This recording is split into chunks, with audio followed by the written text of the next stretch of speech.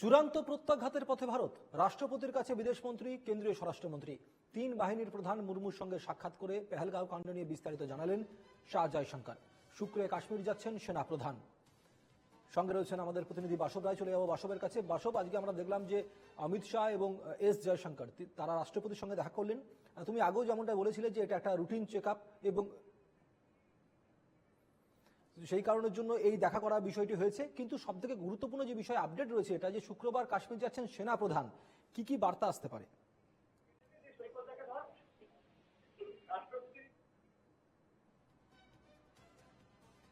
আমাদের সঙ্গে প্রতিনিধি বাসব রায়ের যোগাযোগ বিচ্ছিন্ন হয়ে গেছে। আপনাদেরকে আরো একবার জানিয়ে রাখি, চূড়ান্ত প্রত্যাঘাতের পথে ভারত, এমনটাই প্রশ্ন উঠছে। রাষ্ট্রপতির কাছে বিদেশমন্ত্রী এবং কেন্দ্রীয় স্বরাষ্ট্রমন্ত্রী ইতিমধ্যেই তারা দেখা করেছেন রাষ্ট্রপতির সঙ্গে এবং দেখা করে বেরিয়েও গিয়েছেন।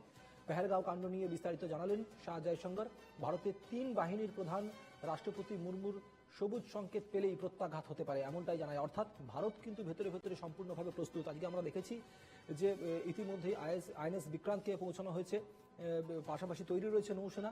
তিন বাহিনীর প্রধান তারা প্রত্যেকেই তৈরি রয়েছেন, জানিয়েছেন ভারত নিজের দিক দিয়ে সম্পূর্ণভাবে প্রস্তুত রয়েছে। কি প্রত্যাঘাত আসতে পারে, কি পদক্ষেপ নেওয়া হতে পারে? গতকাল আমরা দেখেছিলাম যে পাঁচটি এমন গুরুত্বপূর্ণ পদক্ষেপ নেওয়া হয়েছিল। তার মধ্যে অন্যতম তিস্তা জলবন্টন চুক্তি স্থগিত করা, পাশাপাশি 24 ঘন্টার মধ্যে পাকিস্তানিদেরকে পাকিস্তান ফেরত পাঠানো, এই সব কিছু হয়েছিল। কিন্তু পরবর্তী পদক্ষেপ ভারতের কি হবে সেদিকে আমাদের নজর থাকবে। সঙ্গে রয়েছেন এই মুহূর্তে অ্যাসিস্ট্যান্ট নিউজ এডিটর সৈকত। আমি চলে যাবো সৈকতের কাছে। সৈকত, গুরুত্বপূর্ণ বিষয়, ইতিমধ্যেই বিদেশমন্ত্রী এবং স্বরাষ্ট্রমন্ত্রী তারা রাষ্ট্রপতির সঙ্গে দেখা করে বেরিয়ে গেছেন। কিন্তু আরো গুরুত্বপূর্ণ বিষয় যেটা হলো যে কালকে সেনাপ্রধান যাচ্ছেন এবার কাশ্মীর। কি আপডেট রয়েছে? দেখো, খুব গুরুত্বপূর্ণ বিষয় এটাই যে আমরা ইতিমধ্যেই দেখেছি একাধিক স্যাংশন কিন্তু পাকিস্তানের বিরুদ্ধে ভারত নিয়েছে। একদিকে যেমন গতকাল 5টি স্যাংশন আমরা দেখেছি কূটনৈতিক স্তরে। তারপরে আমরা দেখলাম যে একই সঙ্গে আরো কিছু, যেমন আকাশ সীমা বন্ধ করা থেকে শুরু করে বিভিন্ন রকমের সিদ্ধান্ত ভারত নিচ্ছে। এরই মধ্যে আমরা দেখলাম যে গোটা ভারতবর্ষের মানুষ, বিরোধী দল থেকে শুরু করে শাসক দল, সবাই একসুরে বলছেন যে কূটনৈতিক স্তরে নয়, সামরিক ক্ষেত্রে কিন্তু পদক্ষেপ দরকার। এবং তার মধ্যেই আমরা দেখলাম যে ইতিমধ্যেই পাকিস্তান যে হুঁশিয়ারি দিয়েছিল মিসাইল লঞ্চের, তার আগেই ভারত কিন্তু আইনের সুরাত থেকে তারা একটি মিসাইল লঞ্চ করে একটা একেবারে বলা যেতে পারে যে হুঁশিয়ারির পাল্টা তারা মিসাইল লঞ্চ করে দেখালো। এই পরিস্থিতিতে অনেকেই মনে করছেন যে আজকে সর্বদল বৈঠকের পর ভারত কোনো সামরিক পদক্ষেপে গেলেও যেতে পারে, সেই সম্ভাবনা উড়িয়ে দেওয়া যাচ্ছে না। তবে যাবেই এমন সম্ভাবনাও কিন্তু নেই, কারণ ইতিমধ্যেই তুমি জানো যে দুক্ষেত্রে পদক্ষেপ নেওয়া যায়, সামরিক স্তরে আর অন্যদিকে আন্তর্জাতিক স্তরে, এবং অবশ্যই কিন্তু যে স্যাংশন নেওয়া হয়েছে কূটনৈতিক স্তরে।